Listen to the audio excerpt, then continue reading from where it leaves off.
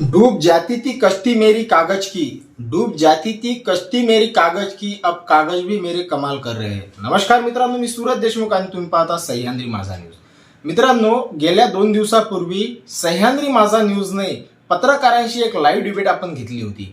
त्यामध्ये गन्ना का फन्ना प्रेम गणेश साखरे, त्यामध्ये ज्येष्ठ पत्रकार गजाननराव देशमुख, त्यामध्ये सकाळचे पत्रकार शशांकभाऊ देशपांडे आणि विविध माध्यमांमध्ये सक्रिय असणारे पत्रकार, त्यांच्यासोबत आपण एक लाईव्ह चर्चा आपण केलेली होती.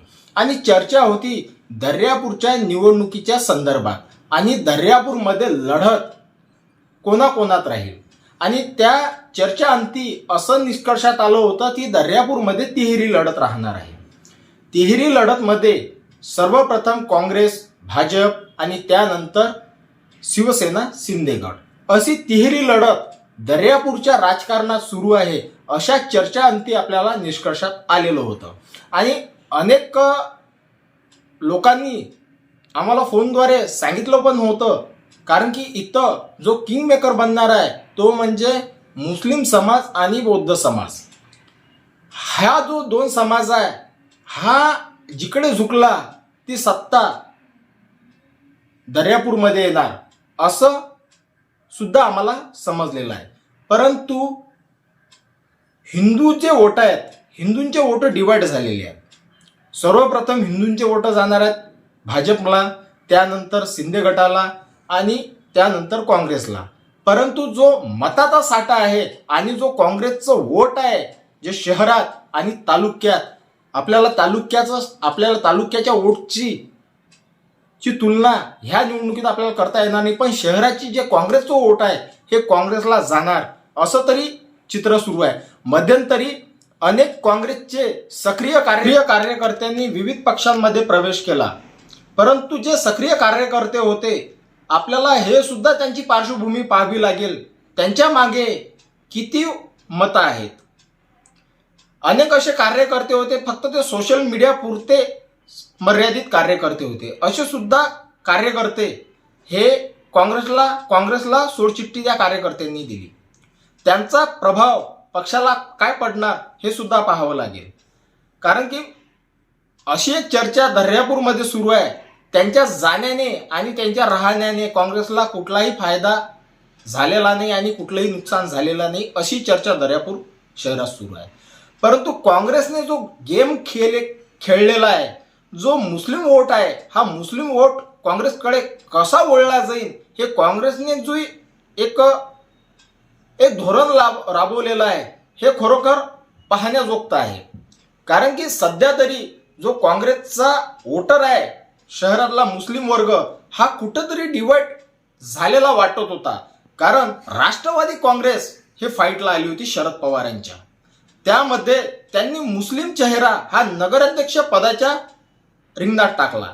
त्यामध्ये मध्यंतरी असं चित्र वाटत होतं की मुस्लिम समाज हा राष्ट्रवादी काँग्रेसकडे जाणार का हे कुठंतरी वाटत होतं. म्हणजे आताही सुद्धा वाटत आहे जाणार का. परंतु जे गेल्या 2 ना 3 दिवसापासून काँग्रेसने जे फळी निर्माण केलेली आहे मुस्लिम समाजाला आकर्षित करण्याची, हे खरोखर पाहण्याजोगतं आहे. आणि सुरुवातीपासून जो मुस्लिम समाज आहे हा प्रत्येकाला माहिती आहे काँग्रेसशी एकनिष्ठ राहिलेला समाज आहे, हे सर्वांना माहिती आहे. परंतु जे स्थानिक पातळीवरल्या निवडणुका असतात, ह्या स्थानिक पातळीवरल्या निवडणुकामध्ये मुस्लिम समाज काय रणनीती आखणार हे सुद्धा पाहावं लागणार. कारण की जे मागील जी निवडणुकी होती नगर परिषदची, त्यामध्ये मुस्लिम समाज हा मनापैकी सुद्धा काँग्रेसकडे ओढलेला नव्हता. त्यावेळेस जाकी अहमद हे नगराध्यक्षाकरिता उभे होते.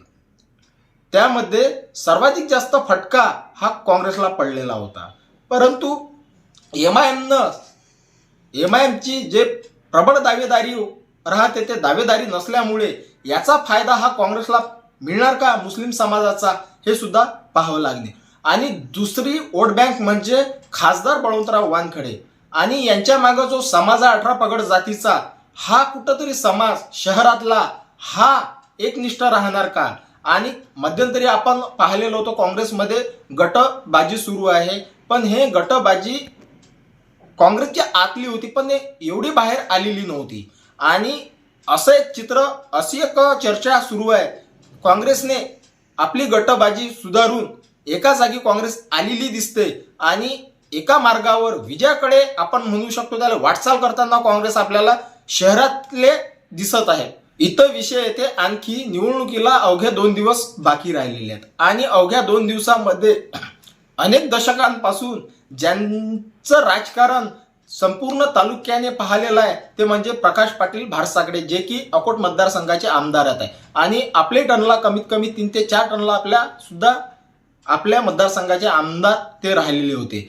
आणि प्रकाश पाटील भारसाकडे यांचं राजकारण हे भूमिका घेणारं दिसलेलं आहे. कारण की पक्षाचं जेव्हा तिकीटमध्ये अनेक पक्षांचे भाजपकडून उमेदवार दाखल होते तरी सुद्धा प्रकाश पाटलांनी एबी फॉर्म हा आणलेला होता आणि तो एबी फॉर्म आणल्यामुळे भाजपमध्ये सुद्धा एक धक्का बसलेला होता.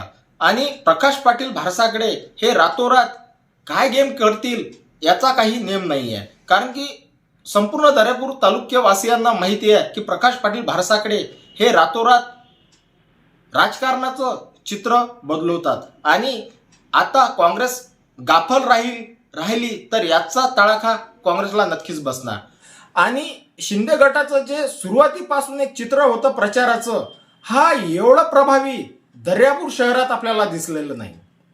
त्यामागं शिंदे गटाची सुरुवातीपासून ज्यांनी शिंदे गट हा दर्यापूर नव्हे तर जिल्ह्यात उदयास आणला असे गोपाल पाटील अरबट यांचा जिल्हा प्रमुख पदावरून पाय उतारा झाल्यामुळे ते कुठेतरी प्रचारामध्ये दिसलेले नाहीत.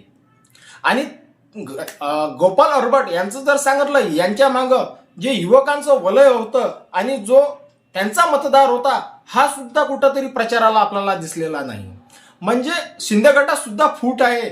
एकंदरी या राजकारणातून आपल्याला चित्र दिसलेलं आहे.